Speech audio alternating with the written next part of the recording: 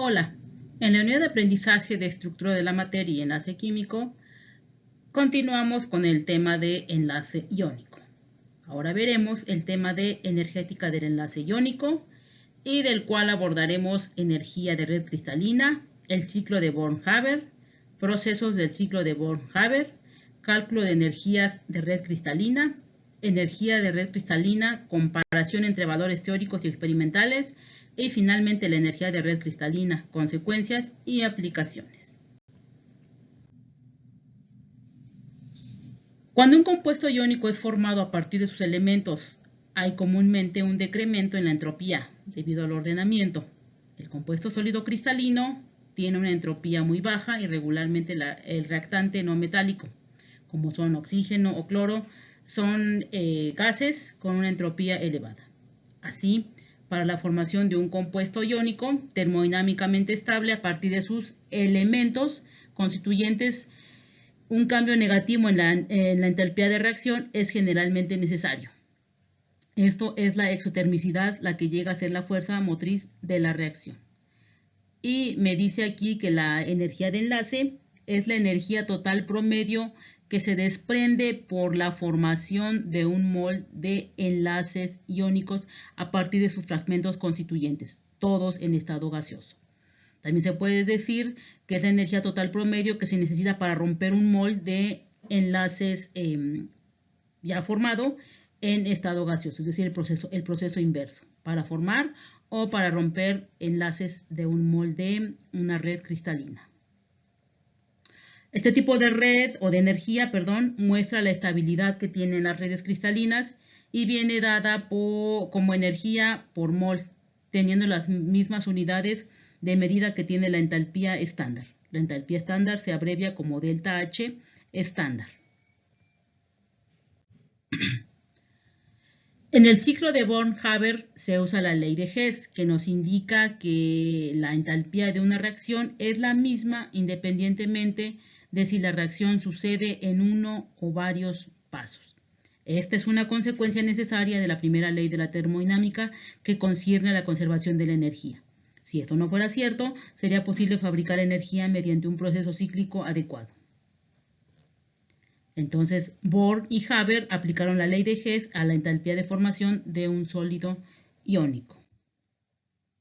Para ello, se construyen ciclos de Born-Haber para determinar la delta H estándar de formación o la U sub 0 de un compuesto iónico. Es muy importante recordar que en el ciclo de Born-Haber la delta H de formación es igual a la suma de todas las energías en el ciclo, es decir, delta H estándar de formación de una red iónica o de un compuesto iónico es la suma de todas las energías involucradas en el proceso de formación de un mol de un compuesto iónico. Es decir, de esta manera yo obtengo la delta H de formación de cualquier red iónica. La energía reticular, también conocida como energía de red, es la energía que se necesita para poder separar de manera completa un mol de un compuesto de tipo iónico en sus respectivos iones en estado gaseoso. También se puede definir como la energía desprendida para formar una red cristalina a partir de sus iones en estado gaseoso. Es decir, la energía reticular o energía de red cristalina finalmente es el proceso de ambos lados. Es decir, tengo la red cristalina y esa energía que requiero para separarla en los respectivos iones en estado gaseoso. O la energía desprendida para formar un mol o para formar un mol de red cristalina a partir de sus átomos constituyentes en estado gaseoso. Desde el punto de vista energético, la formación del cristal iónico en estado estándar a partir de los elementos que lo forman puede entenderse como resultado de un paso único o de la combinación de dos pasos, uno que sería la formación de los iones gaseosos en estado estándar y otro que sería la formación del cristal en estado estándar a partir de los iones gaseosos, también en estado estándar. La combinación de ambos caminos o de ambas rutas forma un proceso cíclico conocido como el ciclo de Born-Haber. El ciclo de Born-Haber es un ciclo de reacciones químicas desarrollado en un principio por el físico Max Born y el químico alemán Fritz Haber en 1917 para la formación de un compuesto iónico desde la reacción de un metal, generalmente elementos del grupo 1 o 2 de la tabla periódica, con elementos no metálicos como halógenos, oxígeno, etc. Estos ciclos de Born-Haber se usan principalmente como medio para calcular la energía reticular que no puede ser obtenida de manera experimental.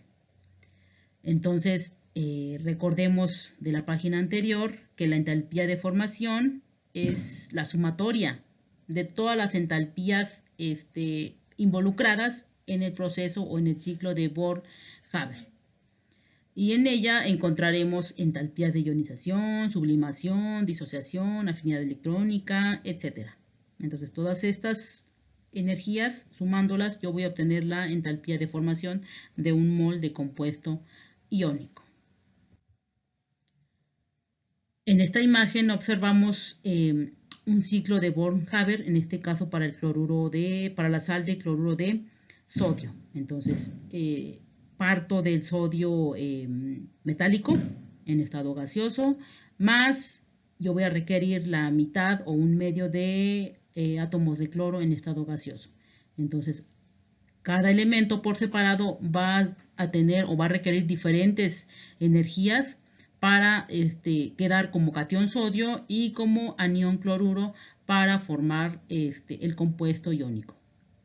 Hasta tener los iones en estado gaseoso, sodio más gas, más cloruro en estado gaseoso, finalmente todas estas energías involucradas para llegar a este paso es lo que se conoce como energía reticular. Y sabemos que es la energía que se requiere o que se desprende en la formación de un compuesto iónico.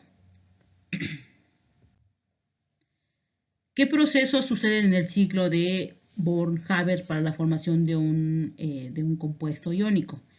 Bueno, pues están involucrados diferentes energías. Por ejemplo, delta H de sublimación es la entalpía de sublimación o vaporización para pasar del metal, pasar de sólido a gas. La delta H de disociación es la energía de disociación, es la energía que se requiere para disociar un átomo de cloro, en este caso el cloro molecular, para tenerlo como 2X. Delta H EI es la energía de ionización. Sabemos que es la energía que se requiere para que un metal pierda uno o más electrones de valencia y se convierta en catión. La delta H AE es la entalpía de afinidad electrónica. Es la energía que se libera cuando el no metal gana el electrón o electrones que perdió el metal. Delta U es la energía de red reticular y delta HF es la entalpía estándar de formación del sólido iónico. Recordemos que para obtener delta HF es la sumatoria de todas las energías involucradas en el proceso para formar un mol de compuesto iónico.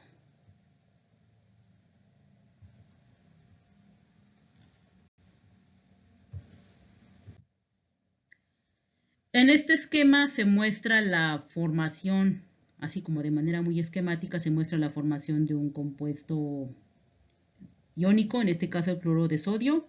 ¿Y qué pasa? Bueno, pues de manera separada partimos de cada elemento. Entonces empezamos con el sodio metálico en estado sólido. ¿Qué le sucede a este sodio en estado sólido? Bueno, pues lo vamos a sublimar con energía de sublimación o delta H de sublimación para tenerlo en estado gaseoso. Posteriormente a este sodio en estado gaseoso se le aplica energía de ionización para que pierda su electrón de valencia y nos quede como sodio más o catión más en estado gaseoso. Ya tenemos el sodio listo para formar el enlace iónico. Ahora vamos con el cloro. El cloro lo tenemos como cloro molecular, es decir, Cl2 en estado gaseoso. pero yo solamente requiero un átomo de cloro, porque tengo un átomo de sodio, entonces requiero un átomo de cloro, para lo cual debo disociar esta molécula. Entonces, para disociarla, yo requiero energía o entalpía de disociación, y se rompe la molécula de cloro, y ya lo tengo como cloro, sigue estando en estado gaseoso. Este átomo de cloro todavía no está como anión, entonces todavía no puede, digamos, reaccionar con el sodio, con el catión sodio para formar el cloro de sodio. Antes de eso, ¿qué va a pasar? Pues recordemos que el cloro va a ganar el electrón que perdió el sodio, y eso lo hace con afinidad electrónica, que es la energía que se libera cuando el átomo de cloro gana el electrón que perdió el metal. Ahora sí, ya tengo el anión cloruro en estado gaseoso. Finalmente, ambos átomos ya están listos, catión más, el anión menos en estado gaseoso, y ahora sí ya están listos para formar la red iónica de cloruro de sodio. Y todas estas energías es la que me va a dar la energía reticular para formar un mol de sal, cloruro de sodio. En este esquema del ciclo de Born-Haber se muestran las reacciones químicas que suceden en la formación del compuesto cristalino, y observamos que están involucrados todos los procesos que mencioné en la página anterior. Entonces yo parto de mi sodio metálico en estado sólido más un medio del cloro en estado gaseoso para llegar a la formación de la sal del compuesto iónico cloruro de sodio, en el cual voy a obtener yo la delta H de formación, en la cual recordemos que se obtiene con la sumatoria de todas las energías involucradas en la formación de este compuesto iónico. Por eso aquí se observa que el sodio, por su parte, va a sufrir o va a requerir diferentes energías para estar como sodio, como catión sodio, y también el cloro, por su camino, va a requerir diferentes energías para llegar a estar listo como anión cloruro, y finalmente se juntan y me va a dar el mol de cloruro de sodio, y todas las energías me va a dar la energía reticular. Entonces, este es el ciclo de Born-Haber para el cloruro de sodio. Anteriormente fue de manera esquemática. Aquí les muestro un ejemplo de cálculo de energías de red cristalina, también para el cloruro de sodio. Nos dice aquí el ciclo de Born-Haber de cloruro de sodio. Entonces, observamos nuevamente la formación de cloruro de sodio, es decir, voy a partir del sodio metálico en estado sólido más un medio del gas cloro. Recordemos que cada elemento lleva un camino en el cual requiere diferentes energías para, en el caso del sodio, estar como catión sodio más 1 en estado gaseoso, y también el cloro, por su parte, también va a requerir diversas energías para estar listo como ion cloruro, finalmente para llegar a la formación de la red iónica cloruro de sodio. Entonces, estas energías o estas deltas que les muestro aquí son datos tomados de la bibliografía. Pueden buscar en cualquier en libro o incluso en la red los datos o los valores o las tablas de energías de ionización del sodio, energías de ionización del calcio, para cualquier elemento en función del número de electrones de valencia que vayan a perder, o la energía de disociación para el cloro, para el bromo, para el yodo, para flúor, etcétera. Todas las energías ya están reportadas en tablas, entonces simplemente buscamos los valores y hacemos el ciclo de Born-Haber de manera correcta, y aquí me da incluso el valor de la energía reticular del cloruro de sodio, y me dice que su energía reticular del cloruro de sodio es menos 787.0 kilojoules por mol a la menos 1. Y además yo requiero la delta H de formación. ¿Y cómo obtengo delta H de formación? Pues con la sumatoria de todas las energías involucradas en este proceso de formación de un mol de cloruro de sodio. Y me dice que la delta H de formación de cloruro de sodio es menos 410.8 kilojoules por mol a la menos 1. Después no olvidemos este dato porque después vamos a compararlo con otro, pues digamos con la ecuación de Born-Landé, que también recuerden que nos sirve para calcular la energía reticular. Entonces este es de manera experimental y el de Born-Landé nos sirve para calcular también U0, pero de manera teórica. Entonces este dato debe estar, si no es no igual, pero sí una aproximación con la ecuación teórica. Entonces, de esta manera se calculan las energías de red cristalina para cualquier compuesto iónico. Les vuelvo a repetir, simplemente hay que buscar los datos en tablas de entalpías. Como en cada video se les pide que realicen ejercicios, en este caso les pido que realicen o que calculen la entalpía de formación para el compuesto cloruro de calcio. Si observamos en la imagen, ya les muestro cada reacción que sucede con cada elemento. Recuerden que partimos del calcio en estado sólido más el cloro en estado gaseoso. Cada uno por su camino va a tener diversas energías. Finalmente todo ese camino es la energía reticular. Y finalmente la sumatoria de todas estas energías me va a dar la delta H de formación para formar un mol de cloruro de calcio. Aquí vuelvo a repetir, está están involucrados todas las energías que se requieren para la formación de un mol de cloruro de calcio.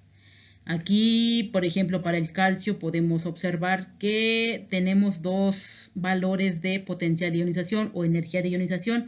¿Por qué? Pues recordemos que el calcio va a perder 2 electrones de valencia, entonces obviamente son dos energías de ionización o potencial de ionización.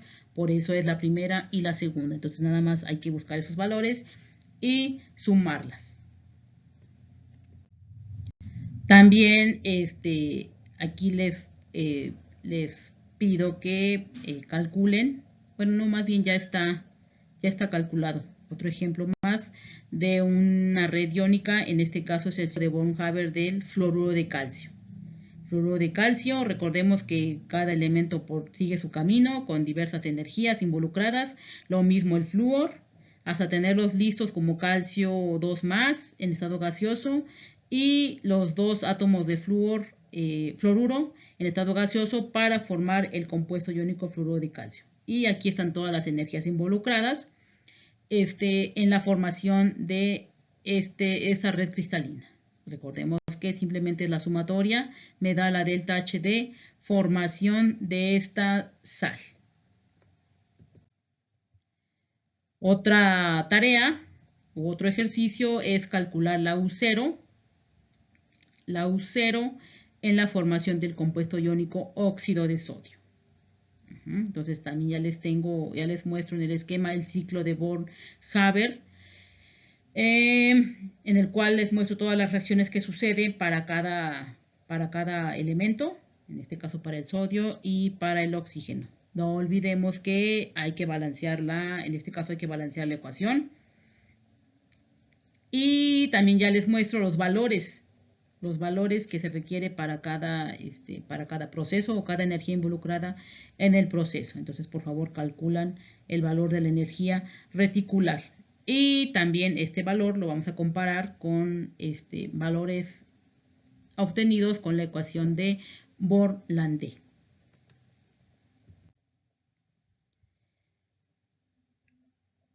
Energía de red cristalina, vamos a hacer una comparación entre valores teóricos y experimentales. Entonces, en la siguiente tabla les muestro los diferentes valores de U0 o energía reticular para los halogenuros de litio y sodio. Si observamos acá en la primera columna, solamente tenemos halogenuros de litio y de sodio, es decir, para elementos metálicos del grupo 1. Y me dice que todos los valores están dados en kilojoules por mol a la menos 1. ¿Y qué me dice aquí? Tengo 3 columnas adicionales en donde me dice que tengo el valor experimental obtenido con el ciclo de Born-Haber, el valor obtenido con la ecuación de Born-Landé y un dato más que es la ecuación de, o un valor obtenido con la ecuación de Kapuscinski. Es decir, esta ecuación también es una manera de calcular la energía de red iónica. Entonces, mencionamos un ejemplo, por ejemplo, el fluoruro de litio. El fluoruro de litio me dice que con el ciclo de Born-Haber el valor es 1034 kilojoules por mol a la menos 1. Con la ecuación teórica de Borlande es 1008 kilojoules por mol a la menos 1 y con la ecuación de Kapuscinski es 952.7 kilojoules por mol a la menos 1. Y así podemos observar cloruro de litio, bromuro de litio, yoduro de litio, fluoruro de sodio, cloruro de sodio, bromuro de sodio, yoduro de sodio. Entonces, hay que notar que existe una diferencia muy pequeña entre los valores experimentales obtenidos mediante el ciclo de Born-Haber y los valores teóricos mediante la ecuación de Borlande. Por ejemplo, la diferencia entre los valores teórico y experimental es de tan solo 2.5%. Esta comparación nos lleva a concluir que utilizar la ecuación de Borlande e inclusive la de Kapuscinski, que se aborda en la siguiente sección, son de gran utilidad y arrojan valores muy aproximados a los experimentales. La mayoría de los valores tienen una diferencia de no más de 5%. Entonces, estos valores los podemos encontrar también ya reportados en tablas, ya son valores que ya fueron obtenidos con anterioridad. Pero simplemente es una comparación entre los tres tipos o los tres caminos para llegar al cálculo de la energía reticular.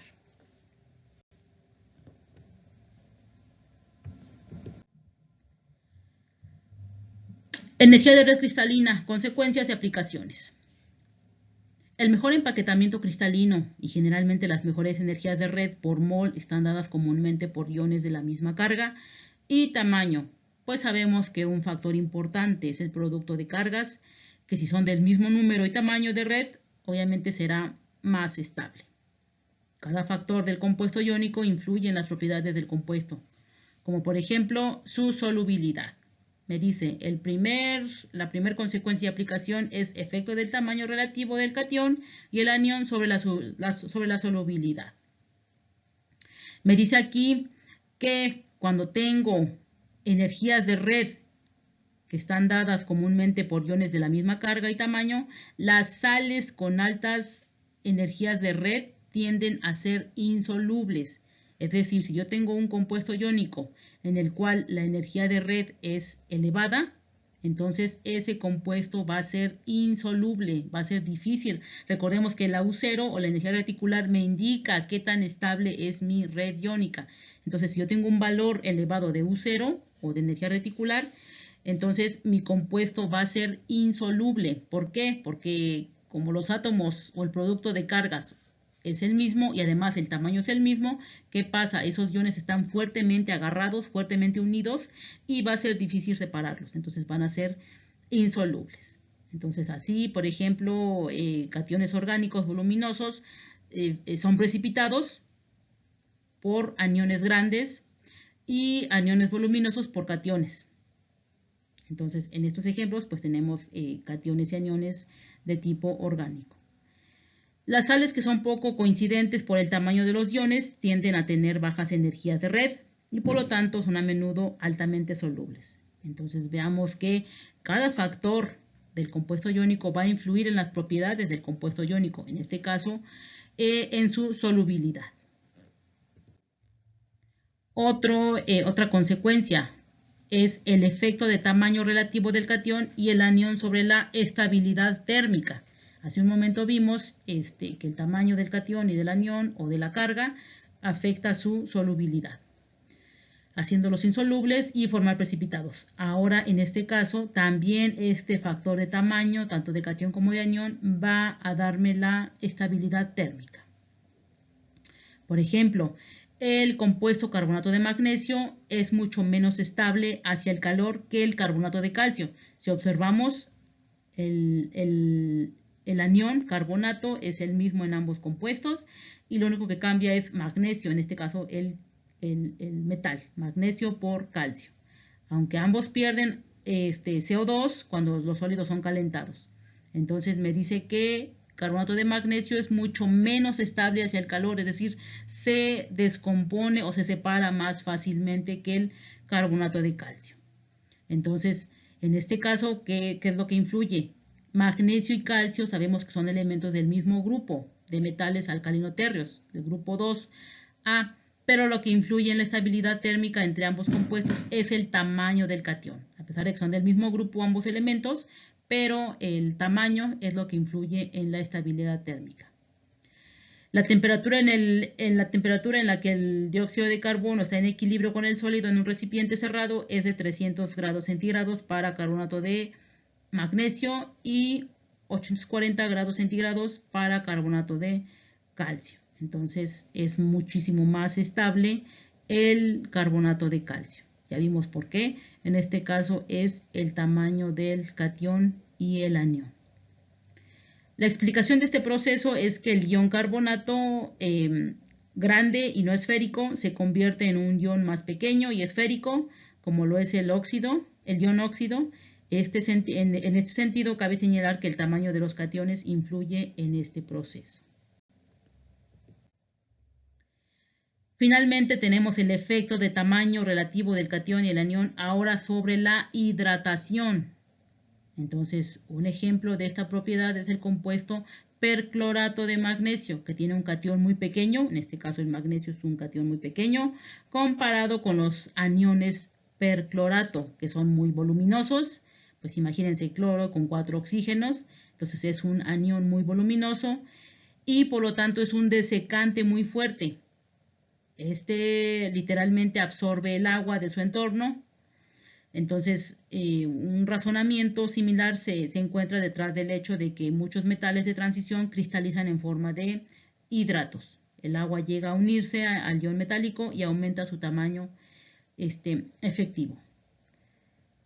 Otro ejemplo, tenemos acá el sulfato de cobre, es un pentahidrato, es decir, sulfato de cobre pentahidratado, ya que los iones cobre 2+ por sí mismos son bastante pequeños. Recordemos que un catión, entre más grande sea el estado de oxidación, es porque perdió tantos electrones de valencia y obviamente se hace más pequeño. En comparación a los aniones sulfato, por lo tanto, dado un ambiente húmedo, los iones cobre se rodean de 4 moléculas de agua que incrementan el tamaño efectivo del catión, haciéndolo coincidente en tamaño con el ion sulfato. Entonces, este fenómeno de hidratación o de que son buenos desecantes es la razón de que muchas sales se usan como desecantes, es decir, pueden absorber moléculas de agua y generalmente se usan para, por ejemplo, para los equipos analíticos en los cuales se usan estas sales para absorber agua y que esa agua no llegue hasta los equipos y pueda causar pues fallas en las lecturas analíticas. También se usa, por ejemplo, para guardar reactivos. Hay un equipo que se llama desecante, le ponen algunas de estas sales y guardan ahí los reactivos. Y obviamente aquí estas moléculas se rodean o se hidratan y evitan que los reactivos pues se hidraten y se vayan a descomponer. Con esto se termina el estudio del enlace iónico. Por favor, hagan los ejercicios de cálculo de red cristalina. Busquen los datos en tablas, en la red o en libros y hagan el cálculo y pues se hace la comparación con los datos experimentales y los datos teóricos. Muchas gracias.